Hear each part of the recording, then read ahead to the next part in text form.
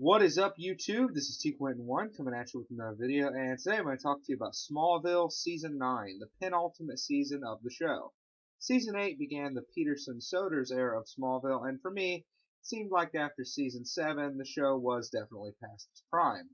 With different writers and the absence of the Luthor family, no matter what they did, I just didn't think they could live up to what they already had accomplished.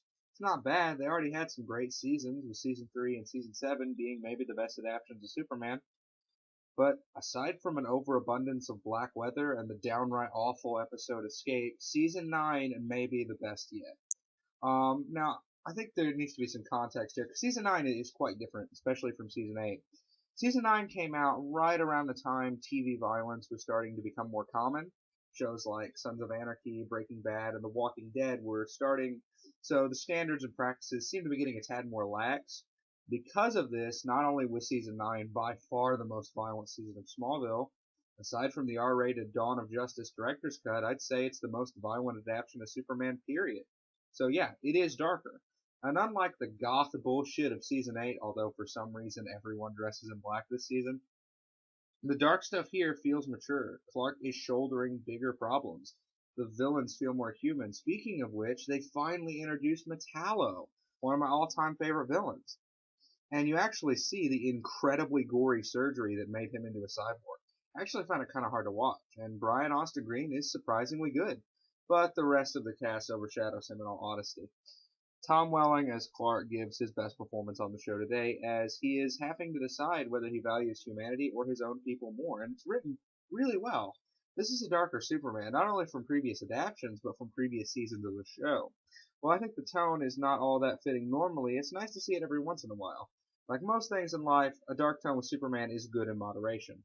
So the bleaker nature of this season was actually pretty cool.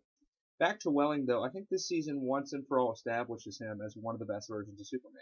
We've spent 9 years with Clark, and his journey feels every bit as meaningful now. Most shows run out of steam by this point, but Smallville gets better. While no one can replace Lex, Cassidy Freeman's Tess Mercer stands on her own. As I said in my Season 8 review, she's sort of the antithesis to Lex Luthor, who was driven to villainy by Clark. Tess is made into a better person thanks to him. Even with all the darkness that everyone, including her, goes through this season, her reformation arc is actually quite uplifting. She really goes through a lot, though, but most people do. The night is darkest before the dawn, and Smallville's second to last season has everybody in the trenches. Green Arrow takes an ass beating more than a few times, and most of the supporting characters seem to realize that they will all have to make sacrifices in order to help Clark realize his destiny.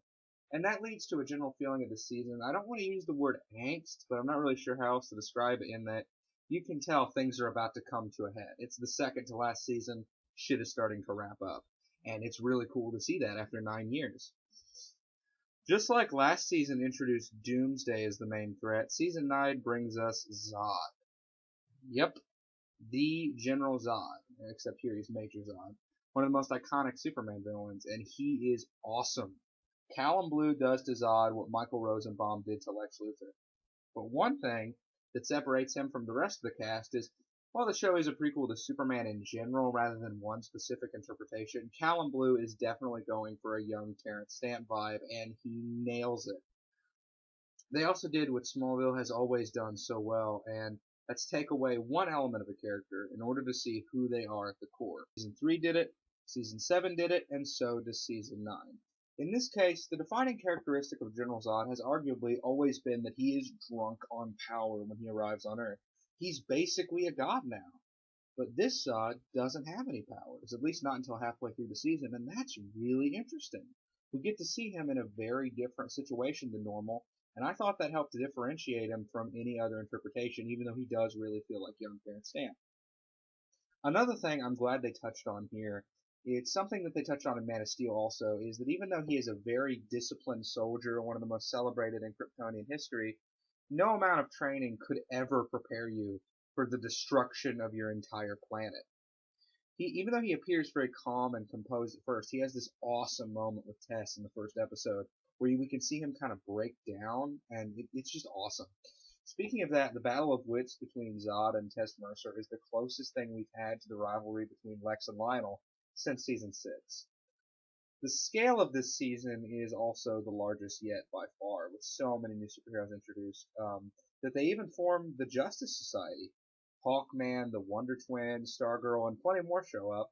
And despite the costumes looking a bit cheesy at times, I thought the actors did a really good job, especially the dude playing Carter Hall, who is almost exactly how I pictured him in the comics.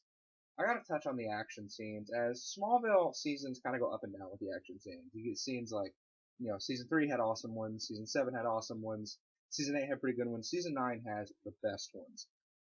Because again, it's the most violent. There is blood here. The fight between Zod and Clark in the final finale of the season, awesome. The Metallo fight, fucking great. Any of the scenes in the Absolute Justice episode, really great. I also want to talk about the finale. I did just bring it up, but one of the things they touch on in the finale and this season as a whole, besides Clark fulfilling his destiny, is they really touch on how he is of two worlds, which is a big part of the Superman character. But here, he has a choice between the Kandorians, who are really the only survivors of Krypton, and Earth. He has to decide who to help. And, you might think that'd be a no-brainer for him, but after season 8, when he basically gave up all of his humanity, that is a really hard decision for Clark, and it's interesting to see him grapple with that. Welling does a great job. And so does Callum Blue Azad, again. But then they also touch on some things in Krypton that I don't see a lot of adaptations touch on. That's the spirituality aspect of it. Now, of course, there's a bunch of Christ symbolism in the Superman story, but here they touch on just Kryptonian religion. In specific, the Book of Ra plays a huge role in this season, and that was interesting to see because I've personally never seen that in any other adaptation, and I thought that was cool and a nice change of pace. And like season 6, this season just builds and builds. Every episode just feels more important than the last, except the episode Escape, which fucking sucks, but it's the only bad episode of the season, in my opinion. And the finale is the most epic finale the show's ever had. I mean, maybe when I rewatch season 10, my opinion will change, but this is an amazing finale. The fight between Clark and Zod, as I said, is fucking amazing. It's in the rain. It almost reminds me of The Matrix. And then that last shot of Clark in the crucifixion pose is just incredible. And, all in all, season 9 is the best season yet. Even without Lex, even with new writers, they really found their groove here. And I'm going to give it a 10 out of 10. It's just fucking great. It's T-Quentin1 signing out.